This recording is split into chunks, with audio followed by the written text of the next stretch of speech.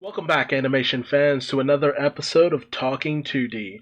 I'm Duuz-Diz-Din, coming at you with more of the Shaman King comparison, where we're looking at the 2001 anime as well as the 2021 anime and comparing it to the manga. Now, in terms of the two adaptations, the original anime from 2001 has gone off in its own direction for the most part, although some of the manga and elements are still sprinkled throughout to a certain degree, just in minor chunks to kind of lead into the conclusion of its own anime. Whereas the newer adaptation is following things pretty much verbatim, especially now that it's in the area of content that wasn't actually covered thoroughly by the original anime. So they're in an area where they get to kind of do a little bit of their own thing a little bit more. And while I do feel like the animation could use a little bit of improvement in some instances, especially during the action scenes, like put a little bit more oomph to it, I still feel that it has been pretty good, all things considered, and I have enjoyed it as a whole. And previously, we saw the birth of How in all adaptation, and in terms of a comparison, I felt that honestly, the newest anime did the best because it included Yo and Hao's mother the most. Even in terms of the manga, during certain moments where Yome and Mikihisa were talking about Keiko's feelings, we actually got to hear Keiko's voiceover in the newer anime, whereas in the manga, it was made to seem that Mikihisa was relaying Keiko's message. So I really do enjoy that the newer anime is taking advantage of the fact that we have Yo's mother. Let's give her just a few more lines than what she actually has within the span of the manga. But the ultimate difference here comes from the fact that while we're hearing the story of Yo and Hao's birth, in the original anime, it's made that it's Mikihisa telling this story to Yo and his friends, so we get Yo's reaction along with the rest of his allies. Whereas in the manga and newer anime, Yo already found out off screen. To a certain degree, it's kind of made to seem that Ryu and Faust somewhat know as well, or at least they're kind of clued in to a certain degree. But the real juxt of this is that this is a big revelation to the likes of Horohoro, Ren, Chocolove, and Manta. But let's see how things proceed going forward, shall we? Now, currently we're in Manga Volume 17, Chapter 144, titled Initiation, the 2001 anime episode 42, Spirit of Sword, and the 2021 anime episode of Mikihisa Typhoon. Now, what the manga and newer anime start off with is a moment in the Patch Village where we're having a fated meeting of sort. And this meeting is between the family of Tao and their, well, for the most part, head, the oldest of the Tao, who already knew about the powers of Hao. I think I said How instead of Tao. But the eldest of the Tao, he's the one specifically being addressed, and we find that it is Yo's mother and Mikihisa, his father, who are meeting with the Tao family. And it might be sacrilege to say so, but Keiko looks a lot prettier in the newer anime rather than the original manga. Not to say that she's homely looking or anything like that. Also, I dig the way Mikihisa's mask looks a little bit more in the original manga. But now we pick up in every version where everyone has received this information. And in all versions, everybody's kind of at a loss as to what to really say to Yo. And the original anime gives Yo a little bit more of a laid-back feeling towards it. Like he's not really sure how to kind of take all of that in. And I don't know how to feel about it because it makes Yo a little bit, I don't know, indecisive about what he needs to do because of this. But most of his friends just kind of seem to roll with it. Whereas in the manga and newer anime, Yo takes this with a much more of a harder heart, and it's a lot more impactful to the cast, honestly. Like, it's a lot to kind of take in for them to a certain degree. And I feel like that builds a little bit more of the tension, because having them be a little bit more impacted by this reasoning, what they've heard, I don't know, there feels like there's something a little bit more to it. And it's funny, too, because in the original anime, it's Chocolove who kind of calls them out on the fact that, he's just like, I don't really know if I want to work with a sibling of Hao. And he brings forward the fact that Yo and Hao are two halves of the same whole. And the question is there some part of Hao that exists within Yo?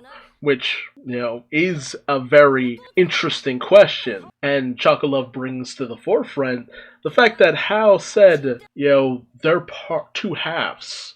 Chocolove is being a little bit more knowledgeable in the situation. Whereas in terms of the manga and newer anime, it mostly dawns on Manta what all this kind of means. And it seems as though Yo has already thought about this in the manga that, okay, so that might mean I might not even be my own person. I might just be another part of How on some kind of deeper level. And, it's a deep thing to go into. And it's Ren who kind of comes to the conclusion about what this could mean, because he has realized that Yo lacks certain motivations, emotions, paths. There's something kind of lacking from Yo, at least from his perspective, and it makes him wonder. But at the same time, Ren just kind of rolls with it for the most part. But there is the question of what exactly they're being dragged into, and that's a little bit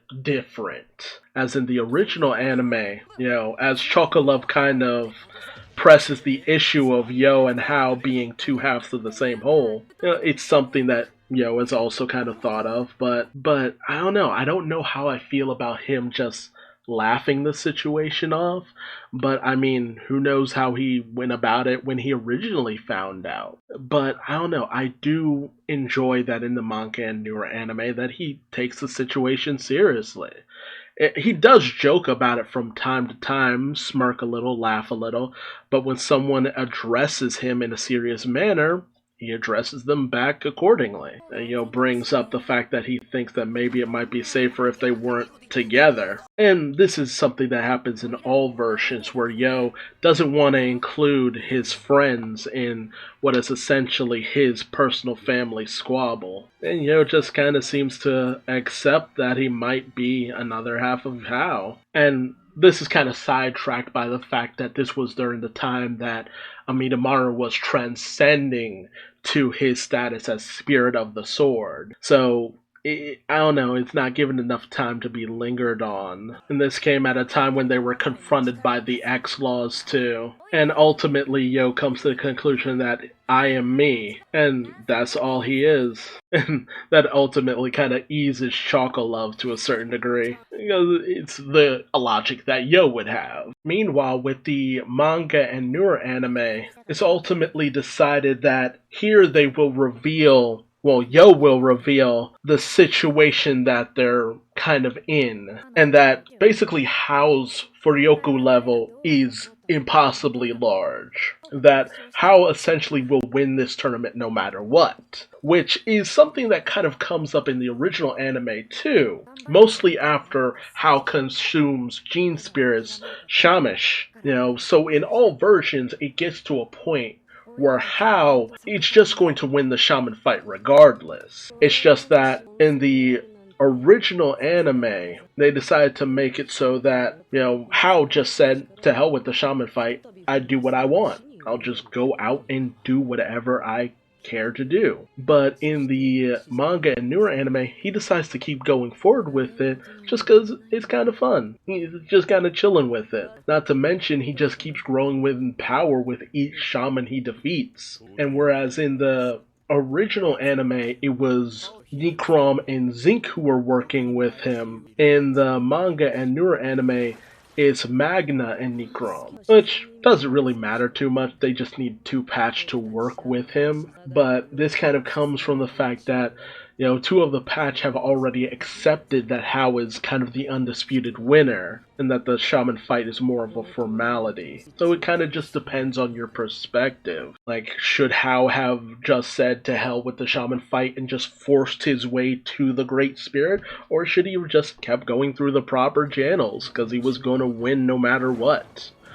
It's an interesting question, I feel. And I think a missed opportunity was the whole situation with the meeting between the Asakuras and the Tao. Because, Mikihisa, of course is planning on training them all so that they're at their best in order to eventually somehow surpassed Hao, but I don't know, the confrontation just feels kind of nice to have. And I also feel like you don't lose anything by having Keiko here as well. I like at least having Ren's family, who have a lot of pride, involved with things, even though it ultimately all leads to the same situation no matter what. And then we get into chapter 145, Mikihisa Typhoon. And Papa Tao has an issue with this, as it's an affront to his honor.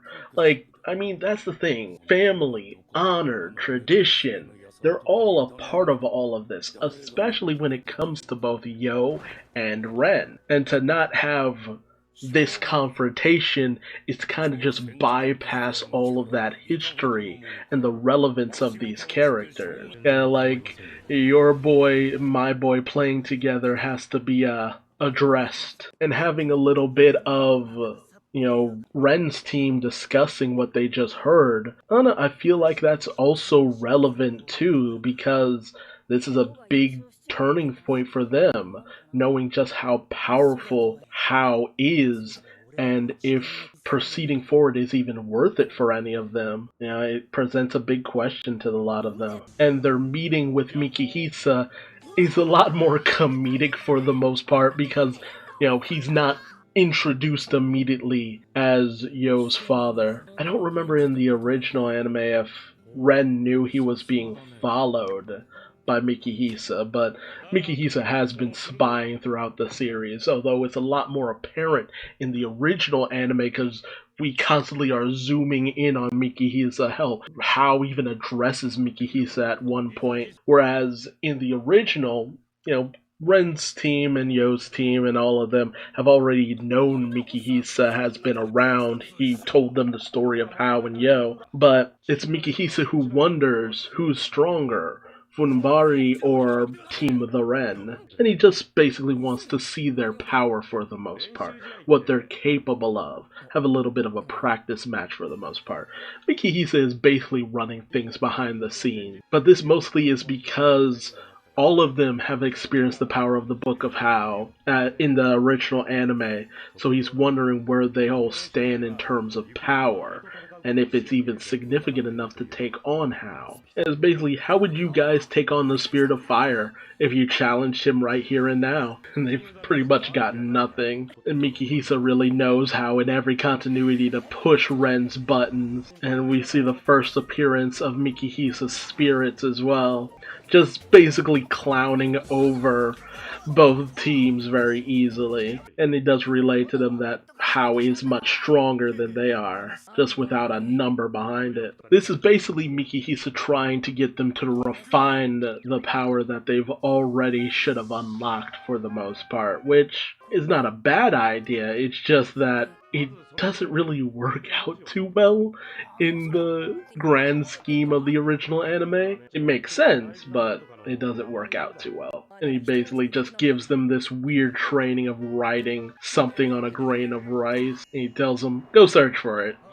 Just go off and search for it. It's very spiritual training, which makes a lot of sense. And he just instills in them challenges for when they do go into the shaman fight and stuff. And yeah, it doesn't go well. In terms of Team the Ren, they're not really too happy with this form of training for the most part. And Ren basically says to hell with Mikihisa's training.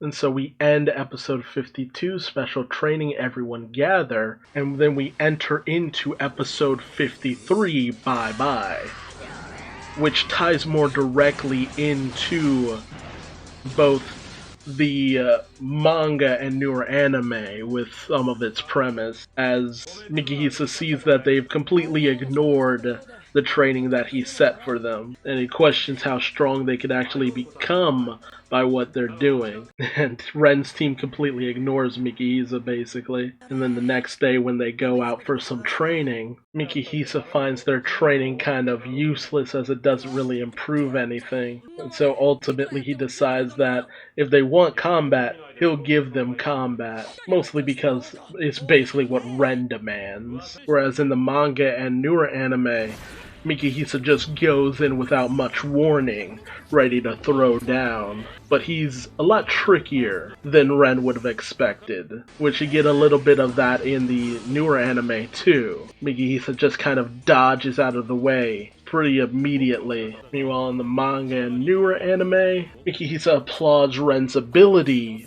but thinks that it's ultimately shown to be useless, and even kind of shows off towards Chocolove and Horo, who can't even remotely get towards him, but then he mentioned that he plans on teaching him the secrets of how, and it is then that he reveals that he's Yo's father. And I love it because this is Ren's second encounter with an Asakura who seems to want to tell him that they know better than he does. So in all versions, Ren's anger kind of gets the better of him for the most part. In all versions, he uses the Tao sword to kind of use that as the opportunity to show off what he's got. It's funny too because it's in here that it's the first time he's actually used the lightning sword. And that's when Mikihisa decides to, show off his battle clothes. And we see how badly he beat Ren's dad. So it's just like, I beat your daddy, I'll beat you too. And that's when we see Mikihisa's spirits. And then we get into chapter 146, Warlord. And Ren is completely serious about taking this guy down. And in all versions, Ren goes in with full power, but whereas in the original, Mikihisa mostly just dodges most of Ren's attacks. In the manga and newer anime, it looks like Ren has a little bit of the upper hand, and manages to do some damage, only to appear behind him, only to get stabbed. So it constantly is Mikihisa using tricks to escape, whereas in the original, it's mostly just skill and tricks. But in all versions, he says that illusions are pointless, and in all versions, Ren ends up surrounded nonetheless. And so he decides to use a new ultimate technique. He uses a new technique, the Sword Mirage, that pierces everything around him, no matter what they are, which even freaks out Chocolove and Horo. Although we don't get the explanation that the manga and newer anime gives, that really is more or less Ren just hyping up Basson, saying it's just like how impressive Basson is because he's dealt with all these weapons and fought on all these battles and this and that, and he has an understanding of so many weapons that is what the lightning sword allows him to unlock. All of these weaponry, and we see the first appearance of Ren's new oversoul, the Bushin, or the God of War. But in all versions, we see that Mikihisa's oversoul is perfectly fine. And while Mikihisa does admit that Ren has grown as a person, and actually finds it pretty impressive as a whole, in all versions he finds that Ren just does not have the skill needed in order to really improve. He's kind of too wishy-washy about what he wants in life. And then in every version, he continues to just get his ass beat. Although I love the moment in the manga and newer anime. We then enter into chapter 147, Ascetic, where Ren's mind has kind of been blown by just how fast this guy is. But he's just not willing to submit. And then he goes in for a specialized technique, which is just him bringing out multitudes of weapons, striking in every way possible. And in every version, Ren is dominated. And it's also unfortunate too, because the original anime doesn't have this moment between Manta and Yo, where Manta kind of gets filled in just how having that much power is such a shocking thing and an important thing. Because Furyoko levels doesn't really mean much when you haven't seen it too often. But when you find out how much Yo's is, it's just like, how is basically over 10 Yos? You could have 10 Yos and how still would have more power to spare. And that even if everyone in the Shaman fight were to go up against How, it still wouldn't be much of a fight.